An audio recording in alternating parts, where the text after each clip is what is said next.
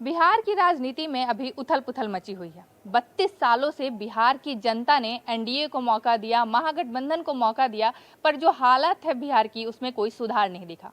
इस मुद्दे पर बात करने के लिए हमारे साथ हैं doctor Jagdish Prasad, ex director of health service Indian government, जिनसे हम बात करेंगे और जानेंगे कि इनके विकल्प के तौर पर जो अभी महागठबंधन की सरकार चल रही है उसके विकल्प के तौर पर इन्होंने क्या कुछ इनका प्रपोजल है, ये क्या करने वाले हैं आगे, उस बारे में जानते हैं सर से ही। मैं देख रहा हूं कि इन 32 सालों में आरजेडी, जेडीयू, बीजेपी इस राज्य पर किया।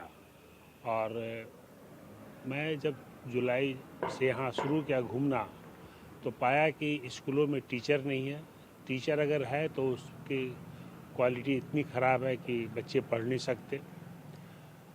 एजुकेशन को उन्होंने बिजनेस बना दिया। पब्लिक स्कूल, बिजनेस वाले पब्लिक स्कूल में सिर्फ जिनके पास पैसे हैं, अफसर के पास पैसे हैं, बिजनेसमैन के पास पैसे हैं, नेताओं के पास पैसा है, लेकिन गरीब लोग जो खेती करते हैं या खेतीहर हैं या मजदूरी करते हैं उनके पास पैसा नहीं कि अपने बच्चों को पब्लिक स्कूल में पढ़ा सकें। और किसी भी राज्य का विकास तभी होता है जब वहाँ की शिक्षा की विकास होती है। और बिहार आज पूरे देश में सभी राज्यों से पिछड़ा हुआ गरीब देश माना जाता है। आज यहाँ पर 32 सालों में यहाँ पर जो लोग बोलते हैं कि जेडीयू की सरकार विकास पुरुष किसी को बोलते हैं, मैं नहीं नाम लेना चाहता, लेकिन विकास तो यहाँ पर बिल्कुल ही नहीं हुआ। मैं तो देखता हूँ कि ब्रिज भी बना तो आधा ब्रिज टूटा हुआ है। ब्रिज अभी हाल ही की बात करता हूँ, लास्ट ईयर की बात करता हूँ, गोपालगंज और वेस्ट चंपारण के बीच में एक पुल बना 1.4 किलोमीटर, और इसके मुख्यमंत्री नीतीश जी उद्घाटन किए। उद्घाटन के 1 महीने के बाद ही ये पुल टूट गया, 234 करोड़ का। तो यहाँ पर भ्रष्टाचार व्याप्त है। भ्रष्टाचार से यह सरकार, चाहे किसी की सरकार हो, बिहार में भ्रष्टाचार इतना बढ़ गया है कि, और सारा पैसा जनता का है, जिसके विकास में लगना चाहिए, टीचर में लगना चाहिए, स्वास्थ्य में लगना चाहिए, लोगों के वेलफेयर में लगना चाहिए, वो पैसा नेताओं के पास, ब्यूरोक्रेट्स के पास सब पैसा चला गया। अब आप देखिए कि अभी गंडक में पुल बना, 13,000 का पुल उद्घाटन के पहले ही टूट चला।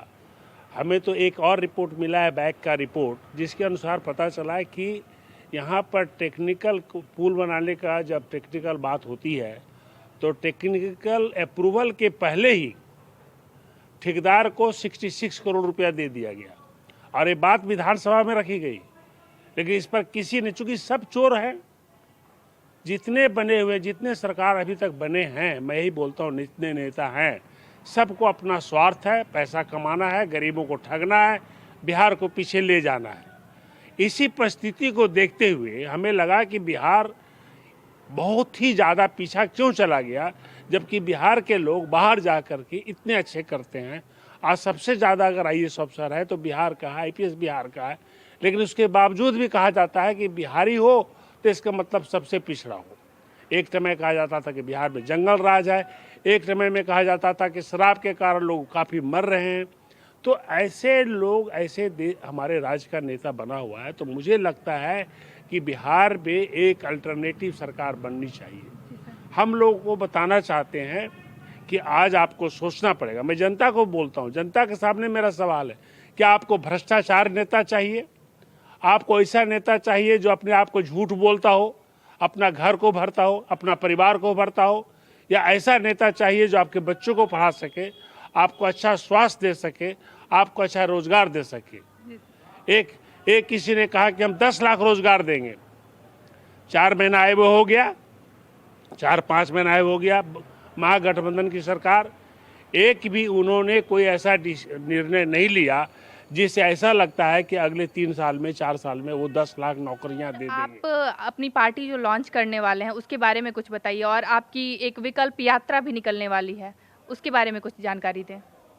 विकल्प यात्रा लोगों को ही बताने के लिए जा रहे हैं कि आप चुनिए। आप चाहते हैं कि 32 साल जो बिहार सफ़र किया वो 32 साल फिर से सफ़र करे, तब तो आप जेडीयू को, महागठबंधन को, बीजेपी को ही चुनिए। लेकिन अगर आप चाहते हैं कि हमें बिहार को बचाना है तो आपको इससे हट कर चलना पड़ेगा। बिहारी नहीं, देश को भी बचाना है। आज बीजेपी की जो सरकार है 2014 से, किसी भी सरकार ने आज तक पीएसयू को नहीं बेचा, सभी ने पीएसयू बनाया, पब्लिक सेक्टर यूनिट्स। आप अगर ले लें शुरू से, तो हमारे पंडित जी थे तो उन्होंने, पंडित जवाहरलाल नेहरू, उन्होंने 33 बनाए, मोरारजी देसाई, लाल बहादुर शास्त्री 5 बनाए, मोरारजी देसाई 11 बनाए, हम इंदिरा गांधी जी 66 बनाई, मनमोहन सिंह जी 23 बनाए। इवन वाजपेयी की बीजेपी की सरकार थी और वाजपेयी जी थे प्रधानमंत्री, तो उन्होंने भी 18 पीएसयू बनाया। लेकिन ये बीजेपी की सरकार जो 2014 से भी बनी है, ये देश के हर चीज़ों को बेचने पर तुली हुई है।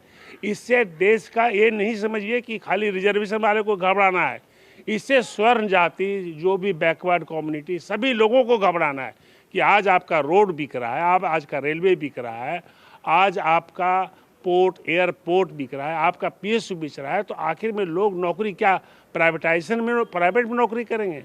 प्राइवेट का सिस्टम आप जानते हैं, जहाँ पर 5 आदमी से काम चल सकता है, वहाँ पर वो 10 आदमी नहीं लेंगे, क्योंकि वो लोगों के वेलफेयर के बारे में नहीं सोचते हैं। तो ये देश की भी बात आ रही है कि देश की में सरकार और इन लोग जो एनडीए में सरकार में जो मेंबर ऑफ पार्लियामेंट हैं, उन्होंने एक बार भी ऑब्जेक्शन नहीं उठाया कि भारतीय जनता पार्टी से कि आप देश की संपत्ति को ना बेचें, देश की संपत्ति को बनाएं, ताकि हमारे लोग नौकरी यहाँ पा सके, नौकरी ले सके। लेकिन अगर आप बेचते रहेंगे तो हमारे लोग कहाँ से नौकरी जाएंगे? मतलब इसका इतना ही बैड इम्पैक्ट पड़ा है कि इवन नोटबंदी के कारण आप समझिए कि हमारे यहाँ 6-7 करोड़ लोग बेरोजगार हो गए थे और उसका आर्थिक स्थिति अभी भी सुधर नहीं पाया। तो इस तरह की नीति इन्होंने जो अपनाया, तो भारतीय जनता पार्टी की भी सरकार हमारे देश में नहीं रहनी चाहिए और जेडीयू महागठबंधन की सरकार भी हमारे राज्य में नहीं होना चाहिए। इसी उद्देश्य के साथ हम अपने राज्य में घूम रहे हैं, लोगों को बता रहे हैं, क्योंकि हम जानते हैं कि हमारे राज्य के लोग पॉलिटिकली, राजनीतिक में बहुत सतर्क हैं। वो लोग बोलता रहता है कि जाति से वोट गिना जाता है या जीता जाता है। मैं कहता हूँ नहीं, गलत बात है। आप देखिए ना भाई, आखिर में नीतीश कुमार जी किस जाति के हैं? वो 17 साल से 18 साल से राज कर रहे हैं, घुमा फिरा करके। हाँ, लेकिन हमारे लोग सीधे हैं, हमारे लोग उसको एनालाइज नहीं कर पाते और इसके कारण this is the reason that people give the vote to the JDU और RJD. They are not able to think of the time has come and I want to tell the people कि आप लोग सोचिए कि क्या करना है, हमें किधर जाना है और एक अच्छे आदमी को, ईमानदार आदमी को चुनिए जो आप लोगों के लिए विकास की बात कर सके, ना कि अपने लिए बात कर सके। इसी के लिए मैं यात्रा निकाल रहा हूँ। जी सर, जो आपने कहा कि जाति की बात की, तो आने वाले इलेक्शंस में आपको क्या लगता है जो जातिगत जनगणना हो रही है उसका असर कुछ पड़ेगा वोट बैंक पे या नहीं? उससे कोई असर नहीं पड़ने वाला है। जाति जनगणना से ये बात होगी कि कोई भी सरकार आती है बिहार में या जहाँ भी जाति गणना हो रही है, तो उससे ये होगा कि पिछड़े, दलित, वंचित समाज के लोगों को जो रिजर्वेशन की राइट है वो ज़्यादा मिल जाएगा। लेकिन कितना रिजर्वेशन मिलेगा? अरे नौकरी में मिलेगा रिजर्वेशन, और किसी में तो मिलता नहीं है, ना ठेकेदारी में मिलता है, ना मीडिया में मिलता है, ना किसी चीज़ में नहीं मिलता है, और पीएसयू बिक रहा है, तो आप कहाँ से नौकरी लोगे? लेकिन जाति गणना से एक सरकार को एक प्लानिंग करने में सुविधा होगी। ये हम समझते हैं कि एक पॉजिटिव स्टेप है किसी भी सरकार का। जी सर। सर, महागठबंधन के जो घटक दल हैं उनमें तो आपस में जो लड़ाई चल ही रही थी। अब जो जेडीयू के हैं उपेंद्र कुशवाहा, वो भी जेडीयू छोड़कर बीजेपी का दामन थाम लेंगे ऐसा लग रहा है, उस पर आपका क्या कहना है? देखिए, पॉलिटिक्स में तो कुछ भी हो सकता है। आप जानते ही हैं कि एक समय था जब हमारे मुख्यमंत्री जो भी बने हुए हैं, उन्होंने कहा बीजेपी मर जाऊंगा लेकिन बीजेपी ज्वाइन नहीं करूंगा, और वो बीजेपी के साथ 2 महीने में, 1 महीने में ज्वाइन करके बीजेपी के साथ राज कर लिए। आज उपेंद्र कुशवाहा जी बोल रहे हैं। अब क्यों बोल रहे हैं, मतलब मुझे नहीं समझ में आता। अब हो सकता है कि कल को नीतीश कुमार जी भी चले जाएं। तो ये पॉलिटिक्स में इन लोगों का कोई ईमान धर्म नहीं है, अपना कोई एक सिद्धांत नहीं है। एक समय था जब हमारे प्रधानमंत्री लाल बहादुर शास्त्री एक ट्रेन एक्सीडेंट हो गया तो उन्होंने रिजाइन कर दिया अपने रेल मंत्रालय से कि एक्सीडेंट हो गया, जबकि एक्सीडेंट किसी और कारण से हुआ था, लेकिन एक रेल मंत्री होते हुए एक जिम्मेदारी ले लिए। यहाँ तो मुख्यमंत्री हो चाहे कोई मंत्री हो, सब मंत्री अपना मंत्रालय रखना चाहता है, उसको जनता से कोई मतलब नहीं, अपना सिद्धांत से कोई मतलब नहीं है। क्योंकि मुझे तो नहीं लगता है कि इन लोग नेतागिरी अपना पेट पालने के लिए कर रहा है। मैं विकल्प यात्रा अपने आप को सेटल करके नहीं, मैं व्यवस्था को, सिस्टम को बदलने के लिए आ रहा हूँ। मैं सिस्टम को बदलना चाहता हूँ, सिस्टम को इस तरह करना चाहता हूँ कि द पुअर पीपुल, जो भी हमारे गरीब लोग हैं, वंचित लोग हैं, बैकवर्ड लोग हैं, जितने भी गरीब लोग हैं, irrespective of the caste factor, मैं कास्ट नहीं मानता, मैं मानता हूँ दो ही कास्ट होता है, एक गरीब और एक अमीर।